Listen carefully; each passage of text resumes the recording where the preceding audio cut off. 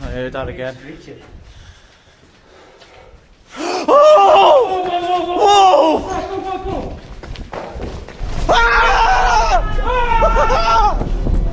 Don't know why, I just got a feeling about this building, boys. Please go back to the wheelchair. How was that?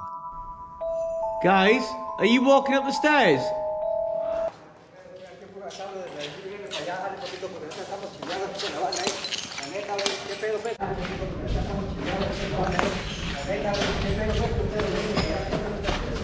Tranquilo, bro. Tranquilo. Urban explorers enter abandoned buildings expecting darkness, silence, and decay. What they don't expect is movement, voices, or someone else already inside. Tonight, we're breaking down some of the most disturbing abandoned building encounters ever caught on camera. And each one raises a chilling question. Were these explorers ever truly alone? Before we continue, please make sure to subscribe to the channel. We're working hard to reach 1,000 subscribers, and your support truly means the world to us. Now let's get started. Tonight's first story follows a trio of urban explorers known for chasing the unknown. Ash and Lewis, the brothers behind the YouTube channel Brothers Wild, along with their friend Rich, have built a reputation for diving headfirst into abandoned and allegedly haunted locations. Their style is raw, unfiltered, and often unpredictable. But during one investigation at a notoriously ominous asylum, their confidence would be pushed to its limits. The moment they arrived, something felt off. Ash immediately admitted he had a bad feeling about the place. The property stretched far beyond what they expected, not just one building, but an entire complex that looked more like a forgotten village. Sneaking because the local council have just bought this place and they're doing construction to it, so.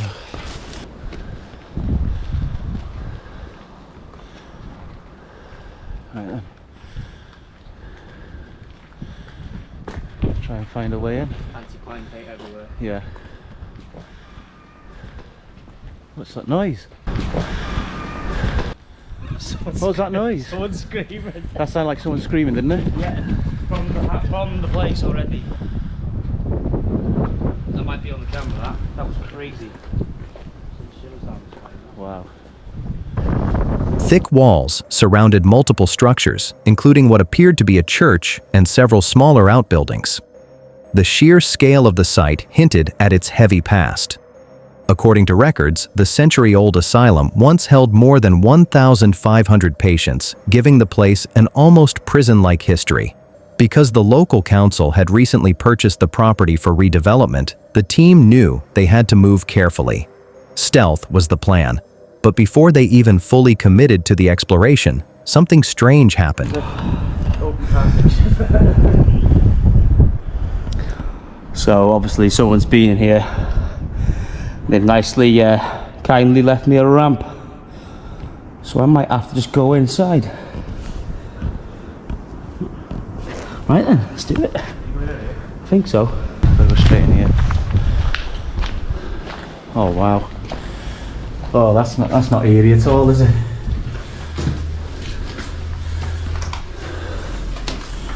Up here, boys. Oh yeah.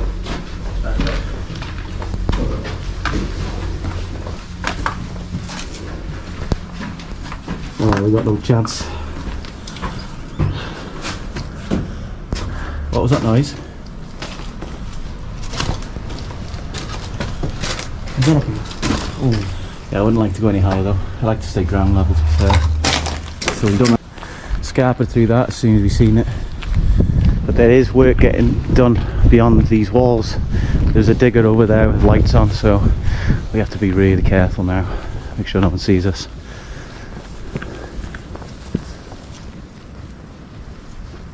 What was it?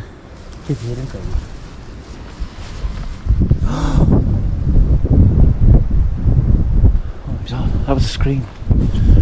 Wow, it's just falling apart, the whole place. What was that? Don't know. Might have been in there.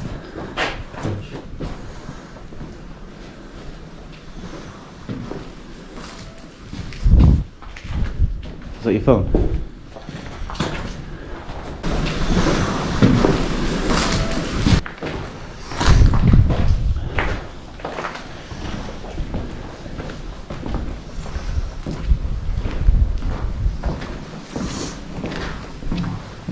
eerie sound, disturbingly similar to a human scream, echoed from somewhere within the grounds. The group paused. If the building was truly empty, who or what made that noise? Shaken but still determined, they continued scouting the area and eventually chose a spot to set up camp for the night. What they didn't expect was where they ended up sleeping. As they prepared their gear, they realized the ground beneath them appeared to be part of old burial markers, or remnants connected to the asylum's morgue. The mood instantly shifted. Even in daylight, the place carried a heavy, uncomfortable energy. Workers were reportedly active elsewhere on the property, so the explorers kept their voices low, planning to return deeper into the complex after dark. We've made it. We're actually in here, in the middle of the night. Oh shit. Oh, it scared me, that did. In the ground. Yeah, let's go. Let's have a look. Oh shit.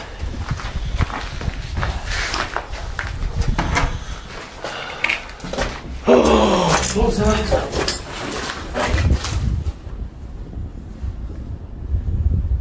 Weird noises. I heard that then. Did What you was hear it? that? I heard something. I don't know what it was. It's Oh something my dragging. God. Be careful.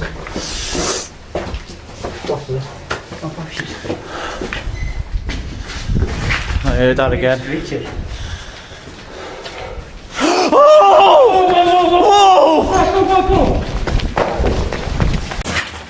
He's stretching. What was that? Go! Oh shit! Look at trees as well. Shit.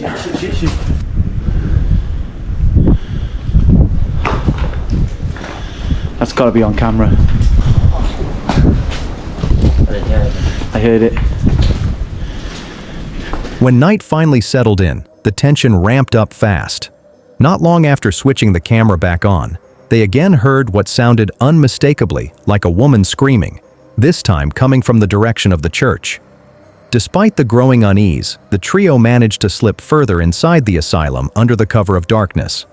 The interior was exactly what you'd expect: crumbling rooms, long decaying corridors, and an overwhelming silence that never quite felt empty. As they navigated the building, they discovered something unexpected: an underground network running beneath the structure. That's when the activity intensified. A sharp whistling sound cut through the halls. Then the temperature suddenly dropped. One of the explorers commented on how cold it had become, just before another unexplained noise rang out nearby. Within moments, panic began to creep in. Then came the scream, loud, close, and impossible to ignore. Watch the step over there, it's dropped down. Should we do the underneath? No. We can get down there. I think it's too deep. Yeah. Oh my god.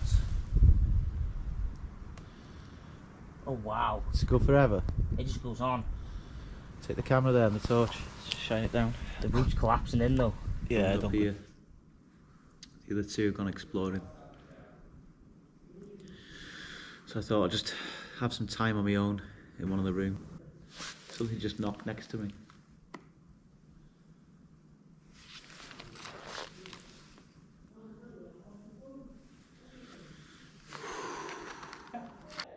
What? No! Oh my fucking god, there's someone walking up the stairs! Now!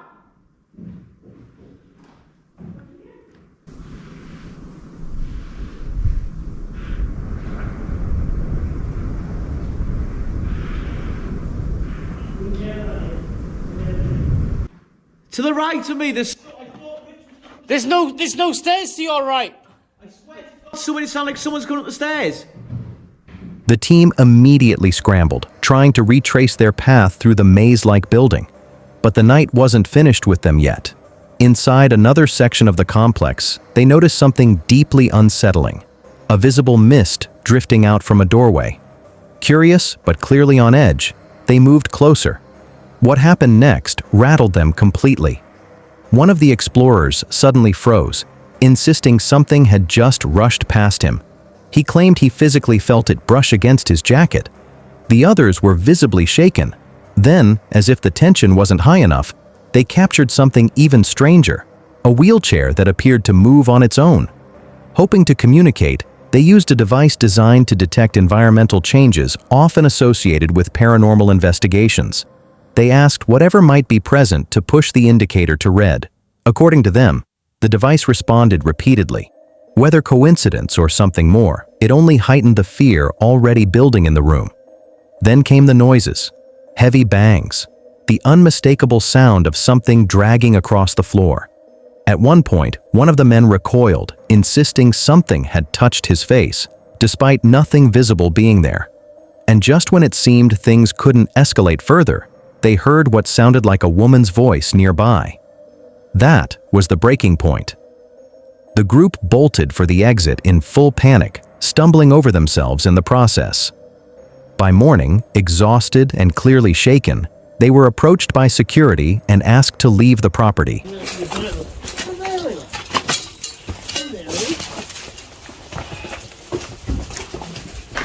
These are the stairs here. Right, I haven't got much memory left. I haven't got much. Intact. The stairs all around the place, but they're not intact. Nah, it wasn't these stairs, it was the ones next to me. Below. I haven't been down there yet. I'm gonna have a look in a minute. But look over here. This is a wheelchair. Yeah.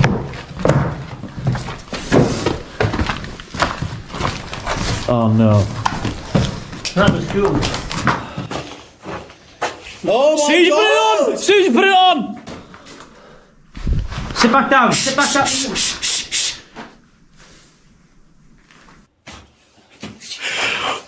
It's moving. It just moved. It just moved. It's coming off. It's coming off. I heard someone above us going. Bro, that just moved on its own. I got it on camera and it's going red. It just moved on its own. Well, the wheelchair. We're coming in peace. We're here. We're friendlies. But you hit red. You hit red. Keep going. Keep it on red. Keep it on red. Keep it on red. Keep it Full on red, red. please. All the way. Just once. Go on. We know you're here. We feel you. Oh, it's gone. Right. He doesn't want to play ball. No, I do. Really doesn't want to play ball.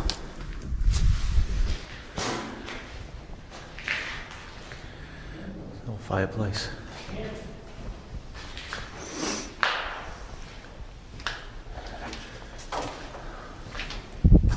Hello? That. Did you hear that? 100%. Bang again. Oh! Oh! Oh! Oh! It was like a crunch.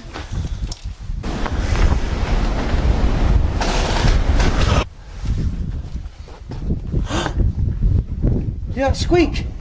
Off the channel. From the spiritual world, please make a big noise.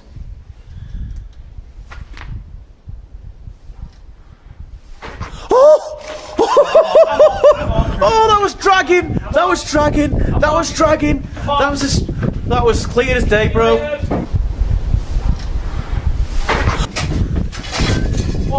That was clear as hell. I got the footsteps, bro. Loud and clear. Somebody just touched my face. Somebody just touched my face. Nothing there. Is there any cobwebs? No, there's nothing there. Somebody just touched my face, bro. The encounter was calm and respectful, and the team complied without issue. Later, reflecting on the night, they admitted many of the experiences were difficult to explain. While visual proof was limited, the sounds they captured and the sensations they described left a lasting impression on all three of them. They plan to review every second of footage in hopes of finding clearer answers. Whether you believe in the paranormal or not, one thing is certain: exploring massive, decaying locations in the dead of night comes with real risks, both seen and unseen. So before anyone decides to chase ghosts in places like this, there's one important question to consider. Are you truly ready for whatever might be waiting in the dark? This video was uploaded in January 2026 by the YouTube creator Soy Gerald. In this investigation, Gerald and his cameraman traveled to an abandoned supermarket in Cancun, Mexico, a location already known in the area for its troubled reputation. According to Gerald, the building has long been a hotspot for crime and is often used as shelter by people living on the streets. He even notes that police frequently clear the place out, only for individuals to eventually return. Despite the warnings and the building's history, the pair decide to move forward with their exploration. The moment they step inside, something feels wrong. Mercados que hay hoy en día. Vean si los pasillos eran grandes. Hay cuidado personal. Estaba dividido por pasillos. Si vemos ahí hay un pasillo número 27 y abajo de todo algo, ¿no? Esta área verdaderamente apesta demasiado. Hoy casi vomito. Que me acerqué allá y apesta bien feo. Bueno, en películas hay algunos juegos, entonces quiero ver si... Almost immediately, they react to a powerful, foul odor lingering throughout the structure. The smell is so overwhelming that both explorers begin to feel physically sick and nauseated, forcing them to move away from the area in search of fresher air. Hoping conditions might improve elsewhere, they leave that section behind and head toward the old warehouse portion of the property. But what happens next quickly turns the situation from uncomfortable to genuinely dangerous. Entrarnos por acá, vean cómo ya destruyeron todo este...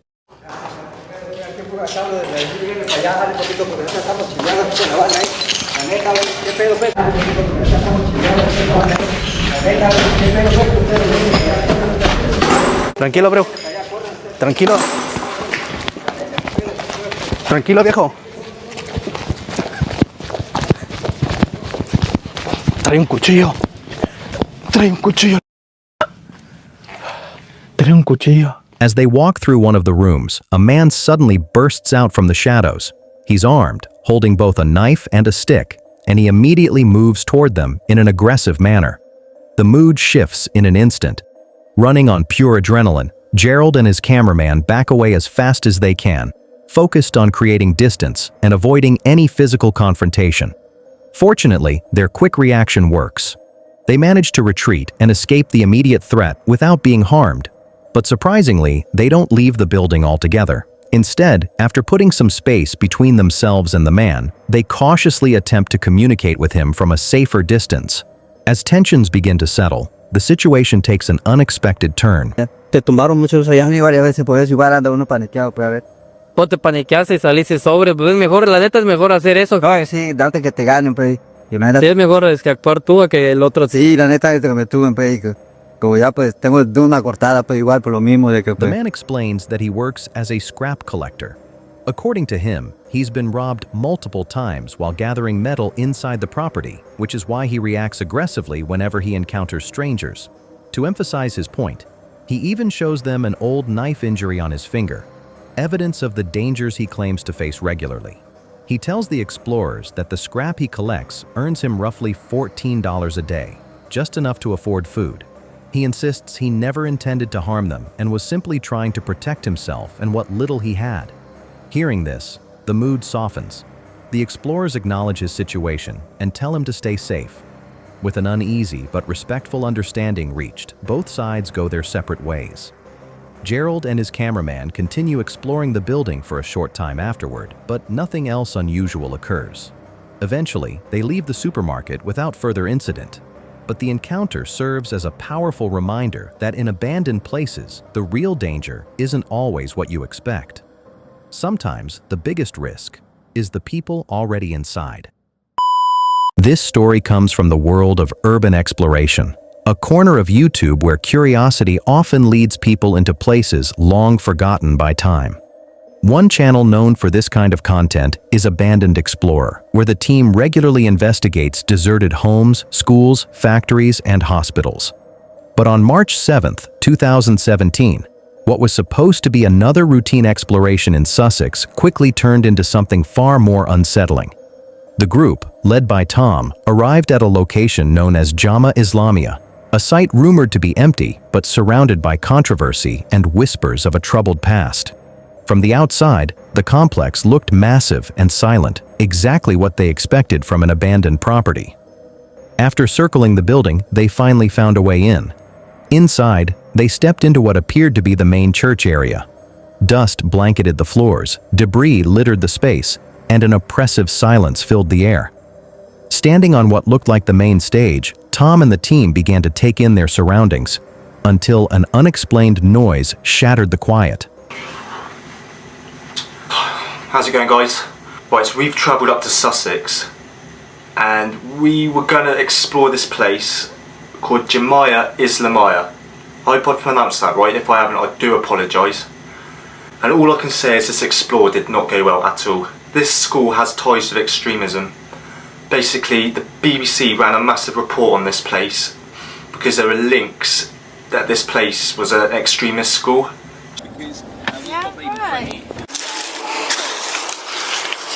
Right guys, we've made it to the school. We're trying to find a way in now, but that is the school. It's a pretty big place.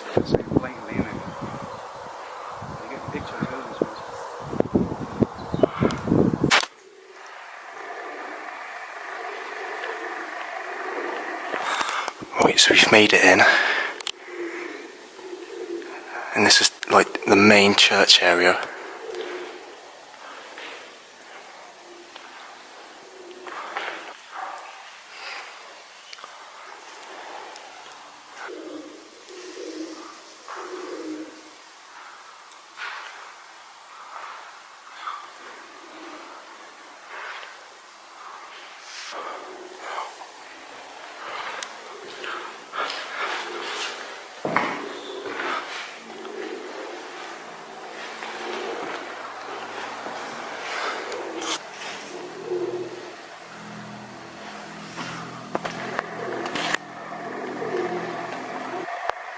Right, so I'm stood on like the main stage of this church.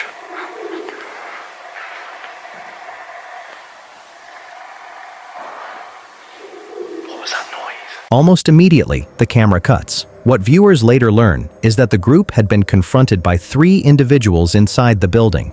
People who were clearly not happy about the unexpected visitors. Panic erupted. The explorers scrambled to escape, but in the confusion, 2 members ran deeper into the structure instead of toward the exit. Suddenly separated and alone, the pair realized the situation had become far more serious than they anticipated. Breathing heavily and clearly shaken, they pushed forward through the decaying hallways, their nerves on edge. As they moved, disturbing signs began to appear. Evidence that multiple people were actively living inside the supposedly abandoned complex. The realization hit hard.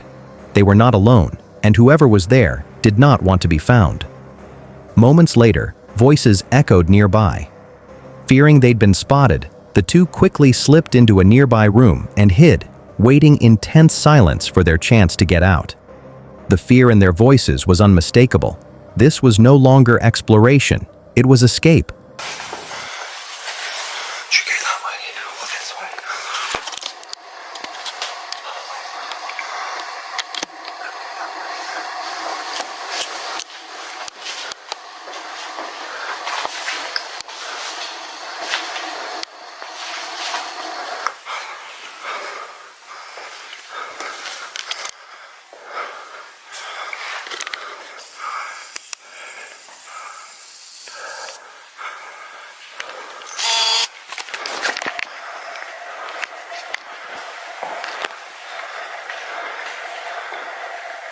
You are shitting me.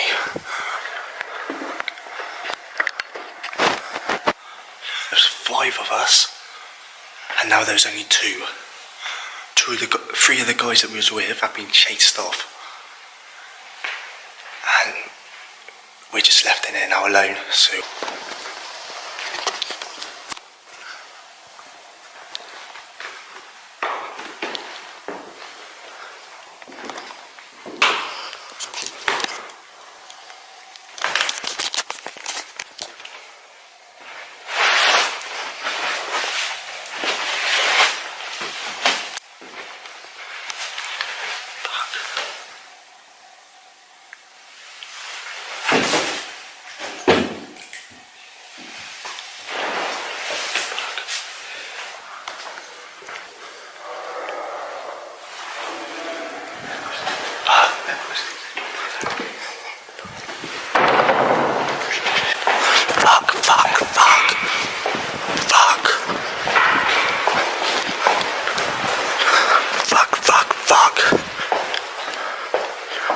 We need to get out of here. Fast.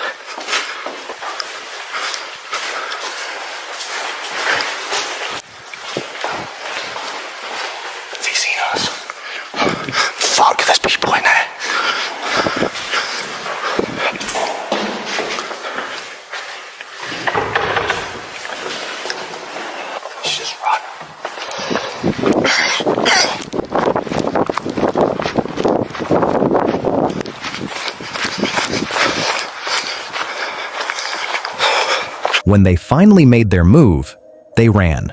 Somehow, they managed to slip out of the building without being caught. But the sounds reverberating behind them made one thing clear.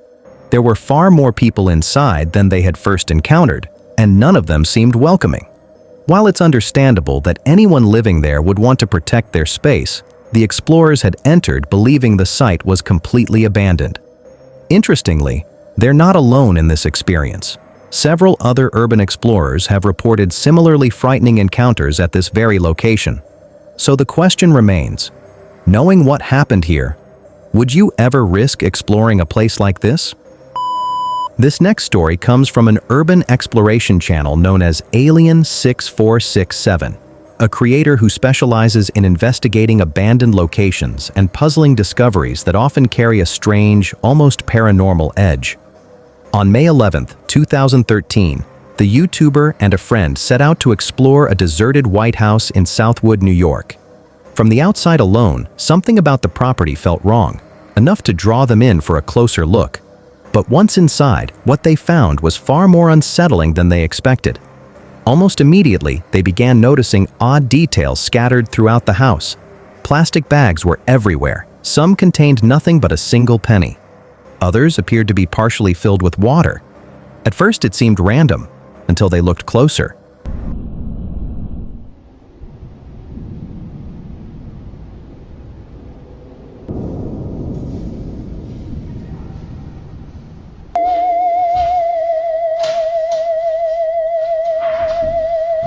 What's with all this money in the thing? What does that mean? I don't know. Let's look and see what they are. Oh wait, some of them have water in them. Look on top of the mantle. They have water. Hey, somebody, you know what? Look at this. This was hidden in the vents all that. I would have ripped out the floor mat and this was all in there.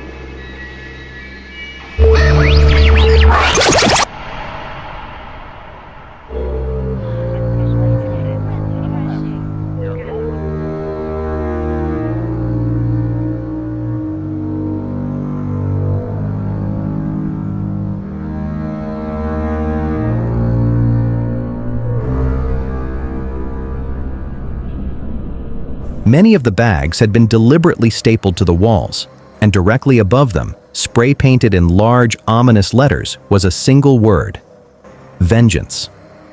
The discovery shifted the tone of the exploration instantly. This wasn't the typical creaking floorboard kind of creepy. This felt intentional, like someone had carefully arranged the scene for a reason.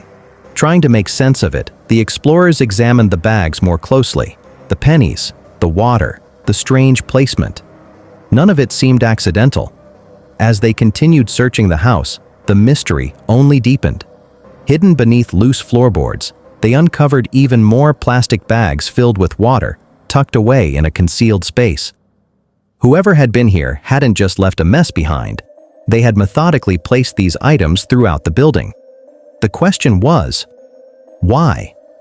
Was this part of some obscure ritual? A coded message meant for someone to find? Or simply the work of a person with a very unusual fixation? The video never provides a clear answer, and that uncertainty is exactly what makes the discovery so disturbing. Sometimes, the scariest moments in abandoned places don't come from ghosts or shadowy figures, but from the unmistakable signs that someone else was here, and they wanted their presence to be noticed. So what do you think was really going on inside that house? And more importantly, who set it all up? This story comes from Cameron, a lone urban explorer known for quietly documenting forgotten buildings and the stories they leave behind. His videos usually showcase the eerie beauty of abandoned spaces, but during one recent visit, he stepped into a place that didn't feel abandoned at all. From the moment Cameron crossed the threshold, something felt off. The building was enormous, but more importantly, It looked as if life inside had been interrupted without warning. Personal belongings were still scattered throughout the facility, and the overall state of the place suggested people hadn't left in an orderly way. It felt sudden. Then came the detail that truly raised alarms: the sound of running water.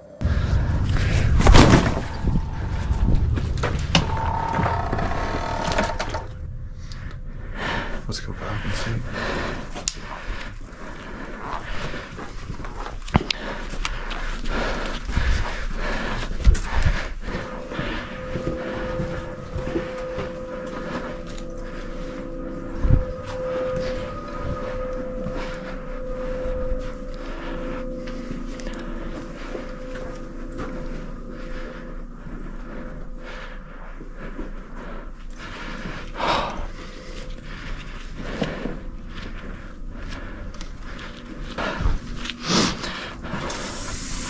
Holy fuck. How does the water work? This place is insane.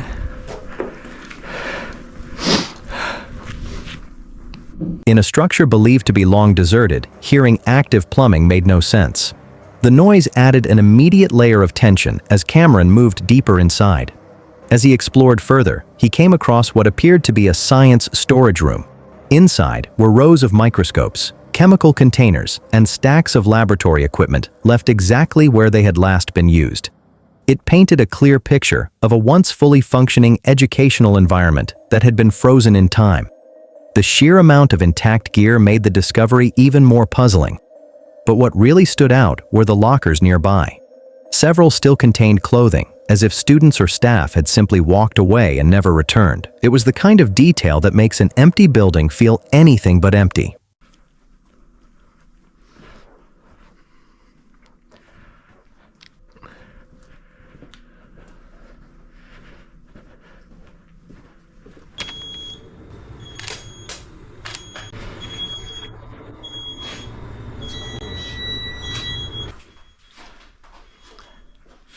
There's still clothing.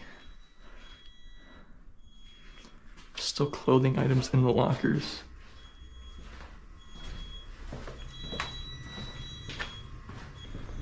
Continuing his walkthrough, Cameron eventually reached the art room, and this is where things took a strange turn. Unlike the relatively preserved science areas, this room had been completely torn apart.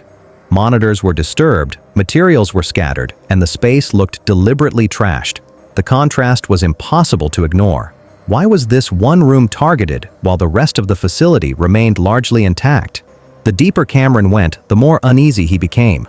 Small details kept piling up: cleaning supplies that didn't look very old, intact windows, and even items that suggested recent activity. At one point, he discovered an electric pallet Jack tucked behind what appeared to be a stage area. That find in particular made him pause. Equipment like that usually means movement, work, or someone coming back regularly. Piece by piece, the evidence began to point toward a disturbing possibility. What if this place wasn't fully abandoned after all? Like the science labs. Dude, look at all the chemicals.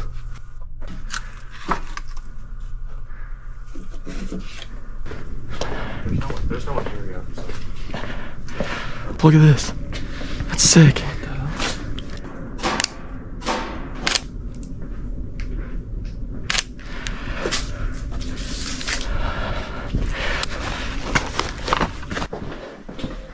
For urban explorers, that uncertainty can be far more unnerving than any ghost story. Because sometimes the real fear isn't the past lingering in a building. It's the chance that someone else might still be there in the present. Cameron ultimately trusted his instincts and made it through the exploration safely. But the experience left behind a lingering question that many explorers know all too well. When a place looks empty but doesn't feel empty, is it really abandoned? Or are you simply not alone?